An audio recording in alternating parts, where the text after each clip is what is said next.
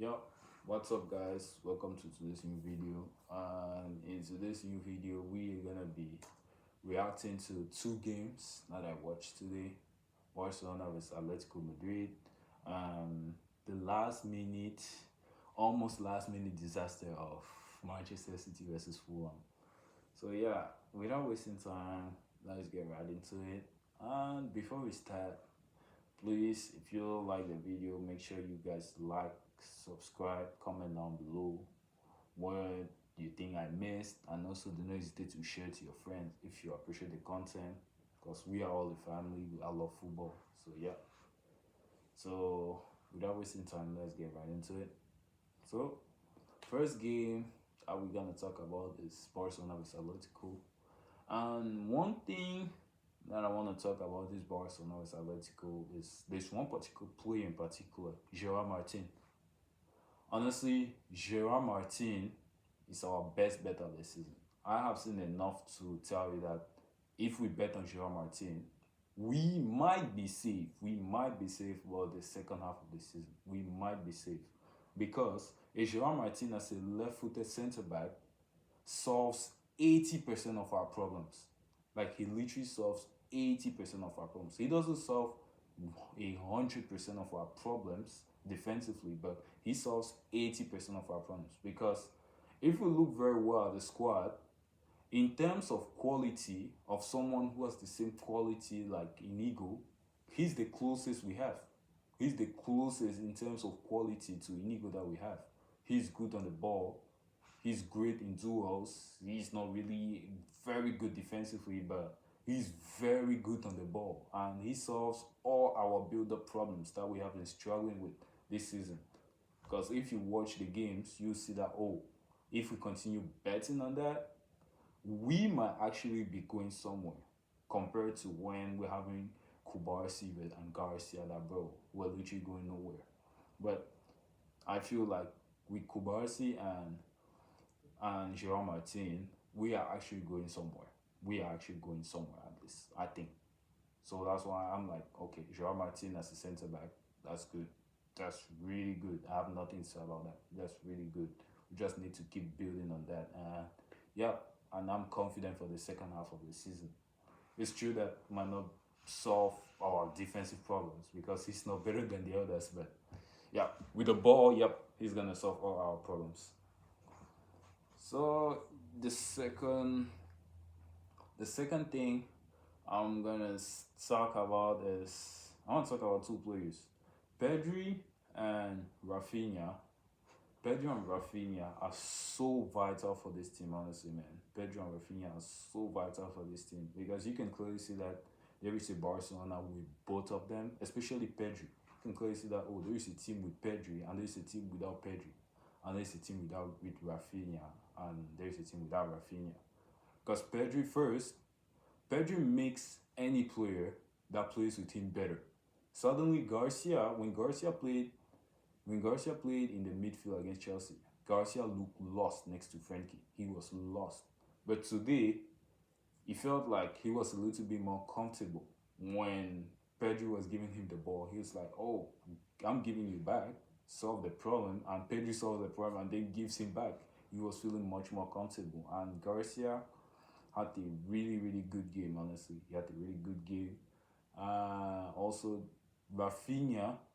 And I'll tell you guys something about Rafinha. All those guys who were saying that Rafinha last season was just a season of luck or season of luck, bro. Rafinha last season, him scoring 35 goals wasn't just luck, bro. If you watch Rafinha playing, you can clearly see that he has the quality to put those 35 goals every season. He has it. And his first quality, he might not be the best guy to watch when you want to watch a football player. You're like, wow, he might not be that type of guy. But Rafinha's first quality is his off the ball movement. That's his best quality. And I don't think that there is a player in Europe that has better off the ball movement than Rafinha. Rafinha is literally the best at it. And that's why last season he scored 35 goals. Because his off the ball movement is just wow. Wow. Just close the eyes, you just see Rafinha. Just see Rafinha making just oh. And also he's very efficient too. He's very efficient. Just like today you could clearly see it. Just the true ball that Pedri gave him, dribbled the goalkeeper and he scored. He's just efficient. That's all. He's just efficient. He's always pressing. Like he does everything for us. And Rafinha is such a vital player for us.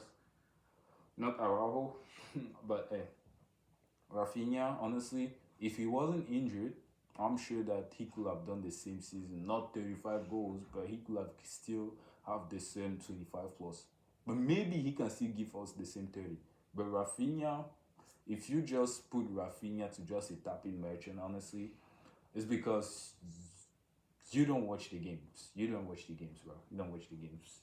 He literally provokes it. Just like how we say, like, there's one thing in French that we say, c'est l'appel qui conditionne la passe. He's making the off the ball movement to receive the ball. Like, he's the one moving in order to receive the ball. It's not like they're giving him the ball. He's the one creating it. He's the one creating it. And you can just say that he's a tapping merchant because he's the one creating all that. Yeah. The second thing too is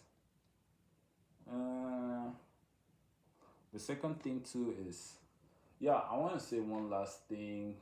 Olmo too had a very good game too. Olmo had a very, very good game. I think before Olmo got injured, this might be his best game. Olmo might have his first big game where he was really performing before he got injured.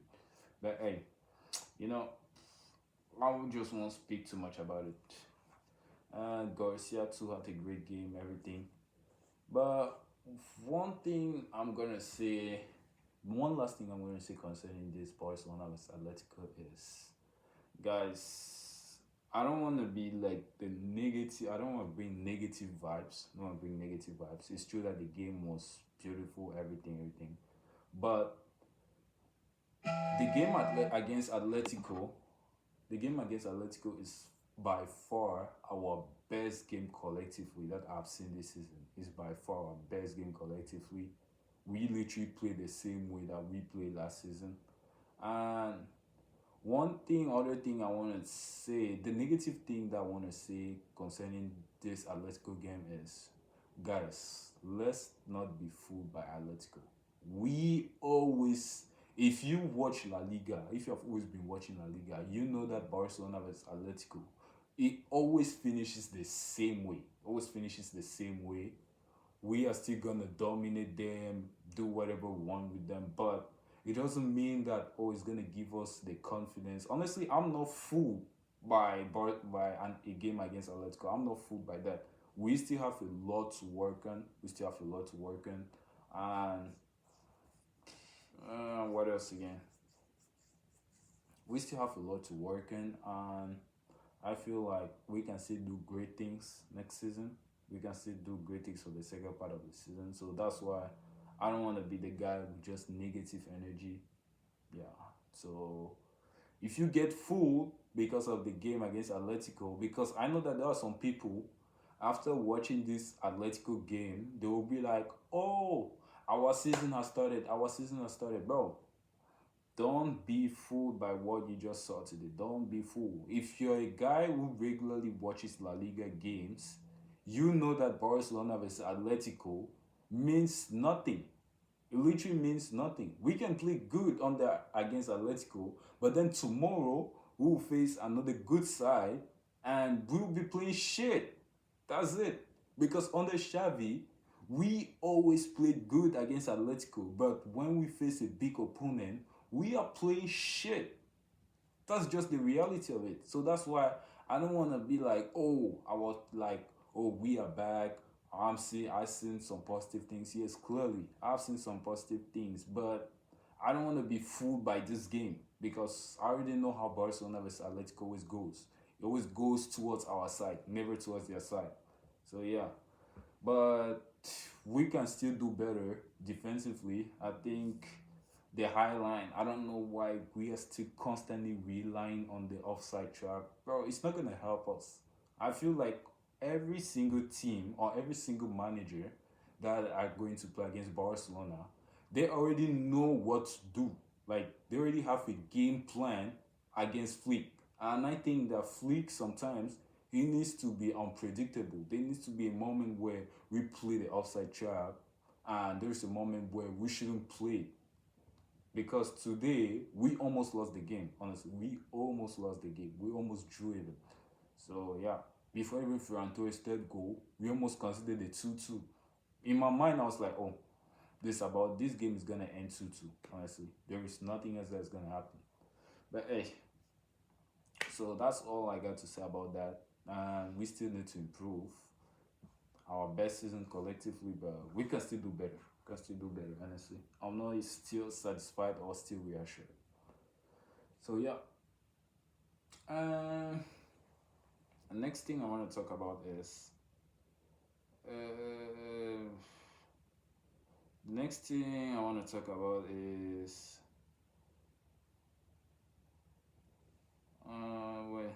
Next thing I want to talk about is yeah. Let's talk about Manchester City. Yeah. Next game I want to talk about is Manchester City versus Fulham. Honestly, Manchester City they started the game very well. They started the game really very well. 3-0 halftime. You couldn't ask for a better result. Then second half from the 60th minute, you saw 5-1. Yeah, that was a dominant performance from Man City. And I'll still say the same thing. I'll still say the same thing because Erling Haaland today just became the fastest player to score 100 Premier League goals. He's the fastest player to score 100 Premier League goals in 114 appearances, I think, something like that. So yeah, and I'll still keep saying the same thing. If you have been watching the Prem for years, if you claim yourself to be an OG, like you've been watching since Thierry Henry, all those guys, and now you're watching Erling Haaland, come on. At one point, you should just you should just clearly say that Erling Haaland is the greatest goal scorer that the Prem has ever seen. He's the greatest goal scorer that the Prem has ever seen. Bro, I don't know what you guys want to see again to say that, oh, Haaland is the greatest goal scorer of the Prem. He is not the best to watch. Of course, he's not the best to watch. He doesn't know how to control the ball. Doesn't know how to make all those things. But bro, a striker is meant to score goals. And that is what Haaland does. Haaland is always bagging goals. Always there at the right time and at the right moment. Bro, he can literally do everything you want from a striker. He has it. Everything you want from a striker, he has it. And if by now you don't say that, oh, he's the greatest goal scorer to ever play for the Prem, I don't know what else you want. Honestly, I don't know what else you want because Haaland is the greatest goal scorer of the Premier League history. That's it. That's just pure fact. And also one thing about this Manchester City team is Manchester City. Yeah, honestly, I know that some Manchester City fans are gonna disagree with me. Yeah, I know that they are gonna disagree with me, but Manchester City can win. You can win the league with this kind of defense. I'm sorry, but you can win the league with this kind of defense. Because today we almost witnessed the greatest comeback in the Premier League history. Because you can't be telling me that, oh, at the 60th minute, you're winning 5-1. You're winning 5-1 at the 60th minute. Then, in the span of 30 minutes, you're conceding 4 goals. You almost conceded 4 goals in the span of 40 minutes. And you killed the game since you were leading 5-1. And you think that you're going to win the league with that kind of defense? That's impossible. Because it first happened during the weekend against Leeds. Against Leeds, you were winning 2-0. Leeds came back 2-2. And you just had to go and score a garbage time goal at your home ground. Like,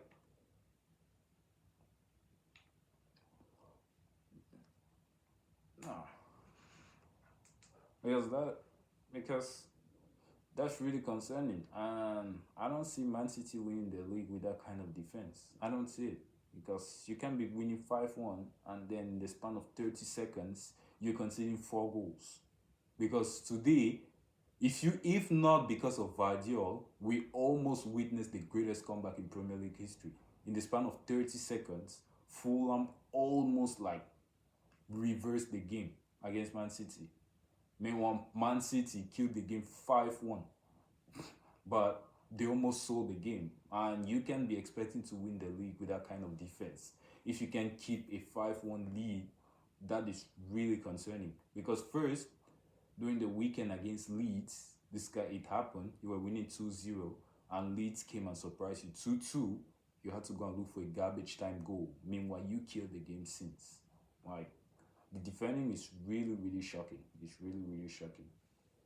But one positive thing I'm gonna say concerning Man City this season is if Man City also want to go for the league title, they are gonna need another guy who can score goals other than Haaland, because they need another guy, because we all know Doku is not a guy who's gonna give you he's gonna give you constant assist, everything, yeah, but you need someone who can affect the game both with assist and both with goals, and that's when Phil Foden comes in. And Foden being back at his best is actually the best that Man City can wish for, because if Foden just keeps assisting Haaland, just like how we said, Haaland needs someone to back him up, and that's when now Foden comes in. And if Phil Foden back at his best, it's good. It's good news for them. But honestly, you can go and win the league with that defense. I'm sorry, man. You can't go and win the league with that defense. That's impossible. 5-1 to 5-4. Shocking, man. It's shocking. You can't win the league with that. I'm sorry. Also, yeah, that's it. So, thank you guys. Make sure you all like, subscribe, comment down below what you think about every game tonight, and let me know what you guys think about it. Thank you very much. Subscribe, man, subscribe.